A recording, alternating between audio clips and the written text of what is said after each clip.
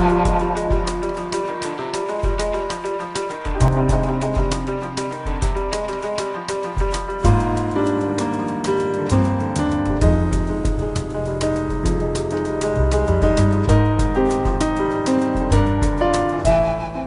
et messieurs, bonsoir et bienvenue dans l'invité du jour. Ce soir, c'est Monique Attia qui est avec nous. Bonsoir. Bonsoir. Alors, merci beaucoup d'avoir accepté de nous accueillir ici chez vous. Alors, on a beaucoup entendu parler de vous dans les médias. On a parlé de votre père. Qui s'appelle Jean Delattre. Jean Delattre, et qui est mort à l'âge de 22 ans. Vous aviez 4 ans, je crois. 29 ans. 29 ans, alors vous voyez. Vous aviez 4 ans, je crois, oui, et qui est mort dans des conditions un petit peu particulières. Est-ce que vous pouvez nous expliquer? Mon papa a été dénoncé par une personne française, arrêté, incarcéré à la prison Saint-Michel et extrait de cette prison le 17 août 1944, c'est-à-dire 2 jours avant la libération. Et avec 53 compagnons, donc ils ont été dirigés d'après l'État sur le bois de Buzet où ils auraient été exécutés et brûlés. Alors, ils sont partis avec 5 camions. Et moi, toute gamine, j'ai toujours entendu dire qu'il y avait un camion qui était tombé en panne. Donc, il restait un camion qui était devenu ce camion. En 2004, j'ai appris que sous la prison Saint-Michel, il y avait des ossements. Donc, j'ai immédiatement fait le rapport, puisque depuis plus de 40 ans, je fais des recherches sur la disparition de mon papa. Et j'ai fait le rapport avec ce camion qui avait disparu, enfin qui n'était pas parti sur Buzet. Donc, après multiples recherches, j'ai pu avoir la certitude que ces ossements étaient sous la prison Saint-Michel, sous le quartier numéro 1 allemand, grâce à un ex-détenu, M. Cyprien Elix, que je remercie énormément parce que après des difficultés pour l'avoir contacté, nous avons réussi. J'ai eu quand même l'aide de M. Delpiro, de Mme Benayoun Nakache.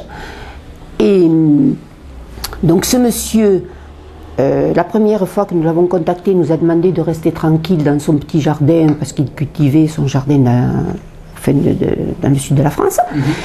Et ne pouvant plus me dépatouiller toute seule, je vais être franche, donc j'ai été obligée de reprendre contact avec ce monsieur en 2009, début 2009. Et là, il m'a proposé, se sachant gravement malade, il m'a proposé de venir me montrer exactement le lieu de passage pour avoir l'accès à ces ossements. Alors là est parti un autre combat, c'est-à-dire avec la direction pénitentiaire de Toulouse qui m'a quand même autorisé l'accès à cet établissement en compagnie de M. Mirassou, de mon fils, de ce détenu, et de sa nièce. Donc nous avons pu situer le passage exact, ce qui a été fait. Et maintenant, bon, mon combat, c'est qu'il faut que j'obtienne l'ADN. Voilà.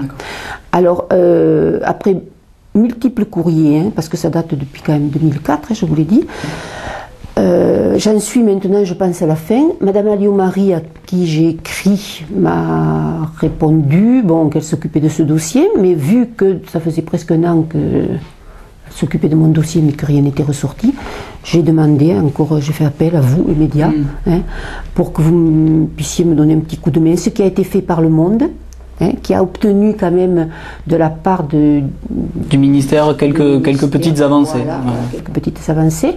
La Dépêche me soutient toujours, M. Mirassou, le maire de Toulouse, M. Cohen, et son adjoint son conseiller à la mémoire, M. Michel Pêche. Et donc maintenant, je suis dans l'attente d'obtenir ça. Le gros problème, c'est qu'aujourd'hui, la prison appartient à l'État et pas à la mairie de Toulouse. Aujourd'hui, vous avez des autorisations de principe de la mairie de Toulouse ou même pas? Ah si, oui. Monsieur Cohen et Monsieur Pêche m'ont promis tous les deux que dès qu'ils auraient fait l'acquisition de cet établissement, mais ce qui n'est pour le moment en discussion, et je ne pense pas que ce soit très très avancé, mais ils m'ont promis tous les deux que immédiatement après, il y aurait ouverture. Donc, et accès à ces ossements. Mais le problème, c'est que la promesse, c'est très bien, mais c'est qu'il me faut l'ADN, parce que les sortir, les ossements, c'est très bien. Mais ils vont en faire quoi? Voilà, encore faut-il qu'on arrive à prouver. Donc la priorité, c'est que l'État, le ministère de la Justice, m'autorise à re-rentrer dans cet établissement, à exhumer les ossements qui y sont. Donc il va falloir quand même faire l'ouverture de ce passage, accéder sur le lieu où ils sont exactement, puisque nous avons le plan précis grâce aux détenus, à M. Elix Cyprien. Et après, bon, ben on verra, il faut les enlever, mais il faut les analyser immédiatement, parce que s'ils les mettent dans une petite caisse qui me redemande de 40 ans pour savoir où c'est, moi je crois que mon papa, je partirais dans mon caveau sans rien savoir. Il faut aller un peu plus vite que ça. Il faut quoi pour l'ADN comme autorisation? C'est qui L'ADN, monsieur le procureur de Toulouse n'a rien contre, que j'ai rencontré récemment, mais il faut l'autorisation de l'État. Je pense que c'est au ministre qui est quand même la responsable de cette situation. C'est à elle à prendre la responsabilité et à dire, bon, ben, je suis ministre, ils savent le faire de temps en temps, c'est moi qui décide, je donne l'autorisation d'ADN et je donne l'autorisation en même temps d'exhumer ces ossements. Et les changements de ministre, ça vous a pas aidé ça non plus? C'est pas les changements de ministre, c'est les changements de notre maire de Toulouse qui m'a bloqué. Avec Rachida Dati, c'était assez avancé, non? Tout à fait. Et puis du jour où M. Cohen a été élu à la mairie de Toulouse, c'est vrai que Mme Rachida Dati a fait 3 pas en arrière. Donc j'ai été obligée de revenir vers la nouvelle ministre, raconter mon histoire et réessayer de lui faire comprendre et accepter ce problème. Mais enfin, ça date depuis le ministre Clément quand même, c'est pas d'aujourd'hui. Vous avez l'impression d'être obligé de raconter tout à fait, de recommencer presque à zéro à chaque fois qu'il y a un changement? Tout à fait. Ouais. Tout à fait, parce que le ministre, Mme Dati, avait amené tous ses dossiers. Donc quand j'ai repris contact avec quand même le personnel du ministère, ils ne trouvaient plus trace. Donc il a fallu que je renvoie toutes mes copies, tout et tout, et bon, voilà.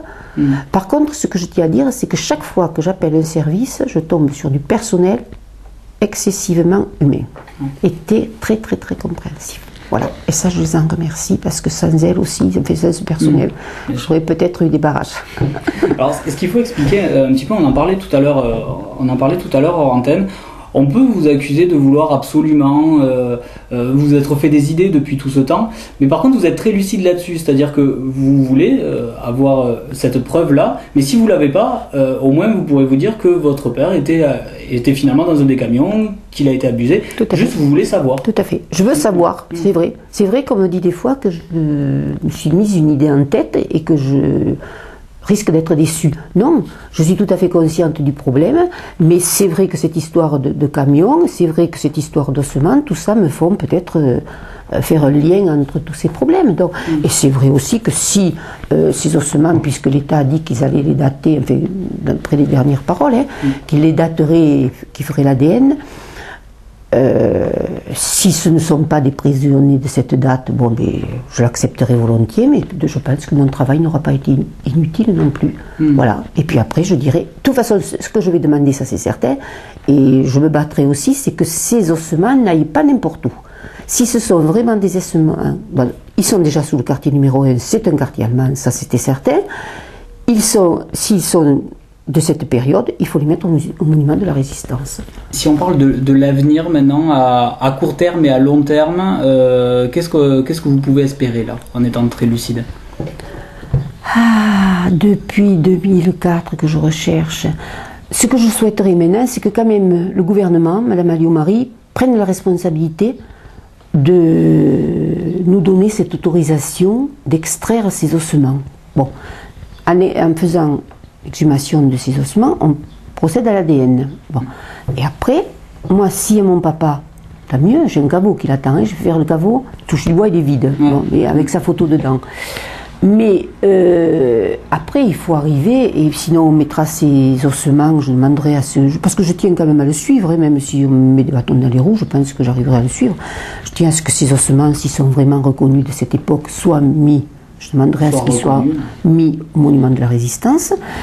Et sinon, il faut que maintenant le gouvernement se dépêche de donner une réponse. La dernière lettre que j'ai faite à Mme Alliot-Marie il y a une dizaine de jours, je lui redemande qu'elle prenne une décision, qu'elle l'accepte ou qu'elle ne l'accepte pas, mais qu'elle dise. Parce que je suis promenée entre tous les ministères. Heureusement, j'ai l'appui de certaines personnes sur Paris, très compréhensives, tout ça, mais qui n'ont pas la décision. Oui, voilà, qui n'ont pas le pouvoir définitif. Pas la décision. Alors, il faut arriver à ce que quelqu'un dise, bon, eh bien, oui, non, mais qu'on le sache. Vous ne voulez pas rester dans l'attente.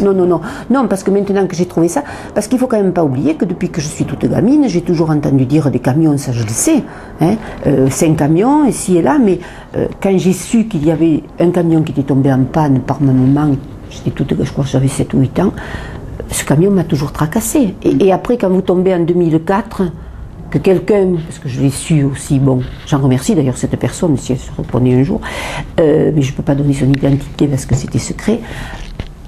Quand j'ai su qu'il y avait des ossements sous la prison Saint-Michel, immédiatement j'ai fait le lien.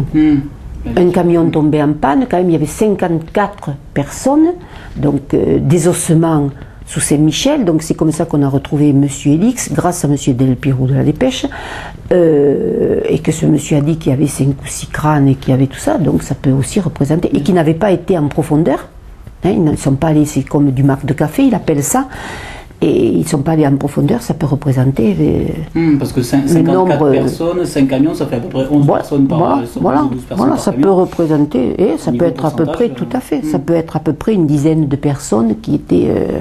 voilà. Parce qu'on ne sait pas ces hommes qui sont venus, de toute façon on n'a aucune preuve. Hein. Bon, en tout cas, on vous remercie beaucoup d'avoir accepté de nous parler de tout ça, et puis on vous souhaite bon courage. Parce qu'il va en falloir, hein, là maintenant, il faut attendre, et puis il y a l'ADN aussi qui va suivre. Surtout les autorisations. Il faut toutes ces autorisations qui tardent un petit peu. Donc de toute façon, nous on suivra le dossier, et on tiendra nos téléspectateurs au courant dans tous les cas, et puis on vous souhaite bon courage. Merci. Moi je voudrais vous dire merci aussi, parce que c'est vrai que je voulais éviter les médias, mais je m'aperçois que sans votre aide, je suis tout petit morceau, et que peut-être quand même ça fera bouger des choses, et puis voilà, alors merci aussi à vous surtout, et je vous promets aussi même de vous tenir au courant, ça, c'est sûr, parce que ça j'y tiens, à ce que toutes les personnes qui m'ont aidé soient informées. Mais si à notre petit niveau on peut faire aussi avancer les choses, ça nous fait plaisir en tout cas, merci beaucoup. Nous on se retrouve dès 9h pour un nouvel invité du jour, bonne soirée sur Toulousain.